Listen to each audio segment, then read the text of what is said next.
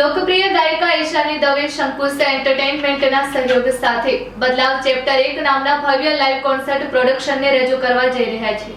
લોકપ્રિય ગાયિકા ઈશાની દવે શંકુશ એન્ટરટેનમેન્ટના સહયોગ સાથે બદલાવ ચેપ્ટર 1 નામના ભવ્ય લાઇવ કોન્સર્ટ પ્રોડક્શનને રજૂ કરવા જઈ રહી છે। આ વિશિષ્ટ સંગીતમય પ્રસ્તુતિનો હેતુ world class production, immersive story telling અને આધુનિક કલાત્મક દ્રષ્ટિકોણ દ્વારા આજના દર્શકો માટે ગુજરાતી સંગીતના અનુભવને નવી ઓળખ આપવાનો છે। ઈશાની દવે અને શંકુશ એન્ટરટેનમેન્ટ દ્વારા બદલાવ ચેપ્ટર 1 એક ઐતિહાસિક લાઇવ ગુજરાતી સંગીત અનુભવ કરાવશે। આ કાર્યક્રમ માત્ર પરંપરાગત સંગીત પ્રસ્તુતિ પૂરતો મર્યાદિત નથી, પરંતુ ગુજરાતી સંસ્કૃતિને ઉજાગર કરવા અને તેને નવી ઊંચાઈ આપવા માટેનો એક અનોખો પ્રયાસ છે। પરંપરાગત તેમજ આધુનિક ગુજરાતી સંગીતને એવા આધુનિક ફોર્મેટમાં રજૂ કરવામાં આવશે જે નવી પેઢી સાથે સરળતાથી જોડાઈ શકે અને સાથે સાથે પોતાની સાંસ્કૃતિક પરંપરાઓ સાથે પણ મજબૂત રીતે સંકળાયેલું રહે।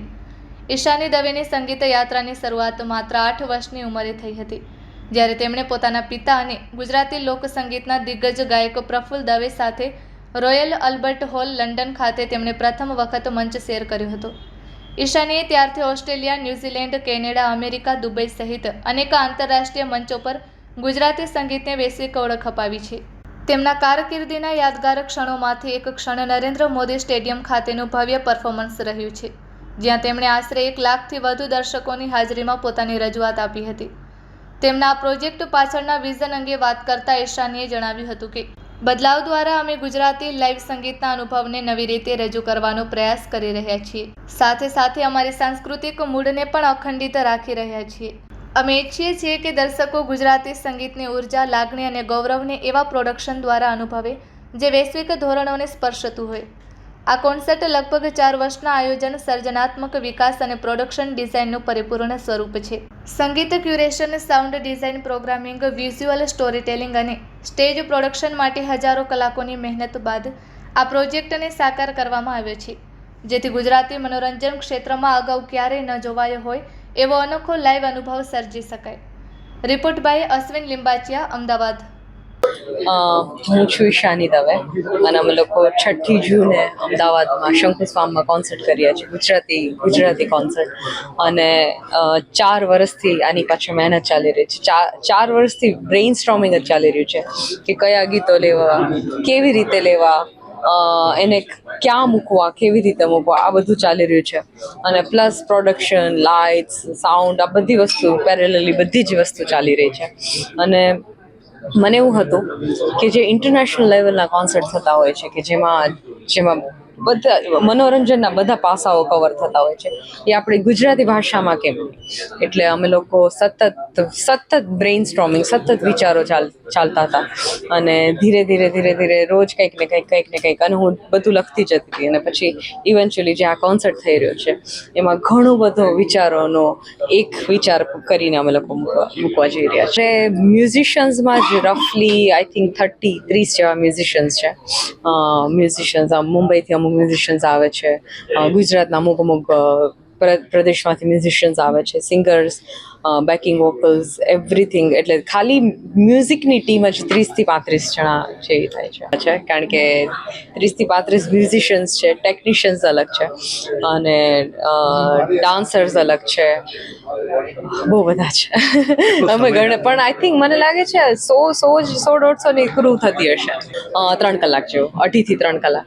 હે છલડે આહિર લાય મુક યાદ સજણ જે આયે, જી છલડે આહિર લાય મુક યાદ સજણ જે આયે, જી જલડે મુજમાં છલડે આહિર લાય। જો પહેલી વાત તો ગુજરાતી ભાષાના અસ્તિત્વની છે। આપણે કોઈ ક્રિટિસાઇઝના અર્થમાં હું નથી કહેતો, પણ કોન્વેન્ટ કલ્ચરની અંદર જો આપણે અપગ્રેડ થતા રહીશું તો પહેલું નુકસાન ભાષાને જશે। જે ભાષા આપણી મા પાસેથી આપણે શીખ્યા, જે ભાષામાં આપણે બોલીએ છીએ, જે ભાષામાં આપણે વિચારો કરીએ છીએ, જે ભાષામાં આપણને સપનાઓ આવે છે, તો મૂળ ઉદ્દેશ તો ગુજરાતી ભાષા છે। પછી મારો એજ આ લોકગાયક તરીકે ગુજરાતના લોકસંગીતને હું વધારે પ્રાધાન્ય આપું, કારણ કે મને એ ગાવા મળ્યું છે। તો આ કોન્સર્ટની અંદર જે નવી જનરેશન છે આપણી, એ નવી પેઢીને સુધી જો ગુજરાતી લોકસંગીતને, ગુજરાતના લોકસ્વરોને, ગુજરાતી કવિતાને, ગુજરાતી સાહિત્યને જો નવી જનરેશન સુધી કલાકારો નહીં પહોંચાડે તો મને લાગે છે કે એનો સૌથી વધારે ભોગ ગુજરાતી ભાષાની હોય છે. જે ગીતથી હું જે આમ ફિલ્મમાં પછી લીધું લાખો ફુલાણીમાં, એ મણિયારો ગાવ. ઓકે.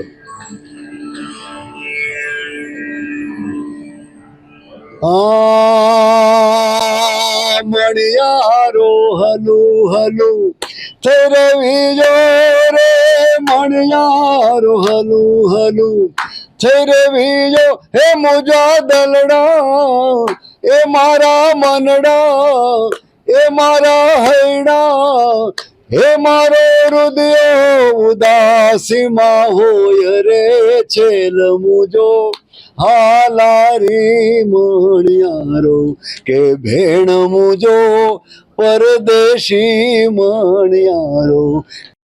હું આર્ટિસ્ટ એન્ડ શોને ડાયરેક્ટ કરું છું અને શંકુસને રિપ્રેઝેન્ટ કરું છું. 8 થી 10 હજારનો ક્રાઉડ અમે એક્સપેક્ટ કરી રહ્યા છીએ અને સેફટીની વાત છે તો જેટલા પણ ગવર્મેન્ટના જેટલા પણ લાઇસન્સીસ છે કે પરમિશન છે એ બધી જ લેવાના છે. સીસીટીવીથી લઈને ફાયરથી સિક્યોરિટી બધી જ વસ્તુઓનો આપણે ફૂલ પ્રૂફ પ્લાન કરેલ છે. કેટલા સર્વે છે? શરૂઆત કરીએ છીએ, જેમ જેમ લોકો જોડાતા જશે એમ આગળ વધતા રહીશું. મેટ્રો કરતાં અમે લોકો રૂરલમાં વધારે જવા માંગીએ છીએ કે જેથી કરીને ત્યાં આગળ આ મ્યુઝિકને અલગ ફોર્મની અંદર પ્રસ્તુત કરી શકીએ.